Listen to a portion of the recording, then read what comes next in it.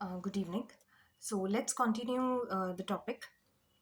So next we have the development of the gonads. That is, now we are going to study about the development of the internal genitalia.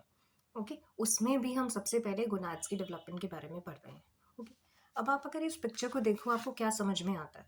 आपको ये समझ में आता है that हम देख रहे हैं कि ओवरीज जो हैं they are lying along the uterus on the sides and in the pelvis. Okay, pelvis में लाई कर रहा है, लेकिन this is not where gonads actually develop. Gonads यहाँ डेवलप नहीं करते हैं. तो कहाँ डेवलप करते हैं? एक्चुअली क्या होता है, एम्ब्रियोलॉजिकली गोनाड्स जो हैं वो डेवलप करते हैं from the posterior abdominal wall. Posterior abdominal wall से डेवलप करते हैं. Now this is the sagittal section of a 6 weeks embryo. Okay, ये है पोस्टीरियर एब्डोमिनल वॉल. अब क्या होता है, पोस्टीरियर एब्डोमिनल वॉल के वहाँ पर कुछ थिकनिंग होनी शुरू हो जाती है of the underlying mesodermal tissue and the mesenchyme. Okay, and that leads to development of these two longitudinal ridges. The lateral one is called as the lateral ridge, and this one is the medial ridge. Now this lateral ridge develops into mesonephros, जो कि आगे चलकर kidney और उसके structures बनाएगा. We are not going to read about that here. हमारे लिए जो इम्पोर्टेंस है वो है मीडियल रिज की. Now this medial ridge develops into gonadal ridge. Okay, ये गोनाडल रिज आगे चलकर हमारे गोनाड्स बनाएगी, या तो ओवरी या फिर testis.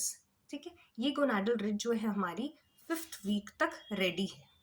Okay, we have the gonadal ridge. अब आगे क्या होता है? Now this gonadal ridge will further proliferate into either the ovaries or the testes, depending on the movement of the germ cells to these gonads. ठीक है, हम सबको पता है कि एक अडल्ट के अंदर जो गोनाड्स होता है वहीं पर ही उसके जर्म सेल्स प्रेजेंट होते हैं.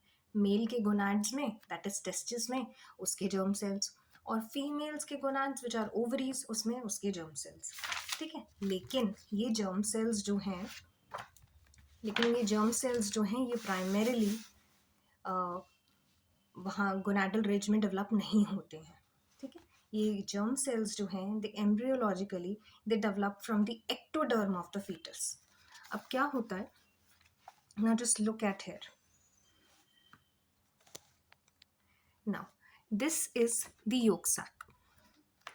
नाउ व्हाट हैपेंस इज, जो हमारे प्राइमोडियल जर्म सेल्स हैं ये जो हैं from here they move to the yolk sac. जो हमारा एक्टोडर्म होता है वहाँ पर हमारे प्राइमोडियल जर्म सेल्स जो होते हैं they move to the yolk sac, and they are first time identified in the yolk sac after 3 weeks of fertilization. ठीक है, now this yolk sac is connected to the endoderm in the early embryo.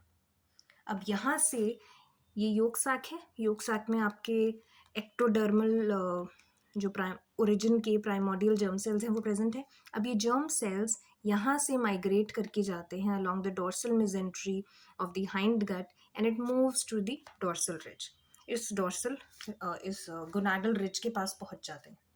ठीक है, now they reach the developing gonads by 6 weeks of gestation. 6 weeks of gestation पे वो इन gonadal ridge के पास पहुँच जाते हैं. ठीक है, अब क्या होता है कि जो आपकी गोनाडल रिज है ना वो तो हमारी 5th वीक में रेडी हो गई थी, लेकिन जो जर्म सेल्स हैं हमारे वो गोनाड्स के पास पहुँचे हैं by the end of 6th week. तो क्या होता है, ये गोनाडल रिज जो है इसको नेक्स्ट 7 to 10 days तक वेट करना पड़ता है एक अनडिफ्रेंशिएटेड स्टेज में. ठीक है, अब इस अनडिफ्रेंशिएटेड स्टेज से अब वो या तो ओवरीज बनाएगी या टेस्टिस बनाएगी, again depending on the SRY gene.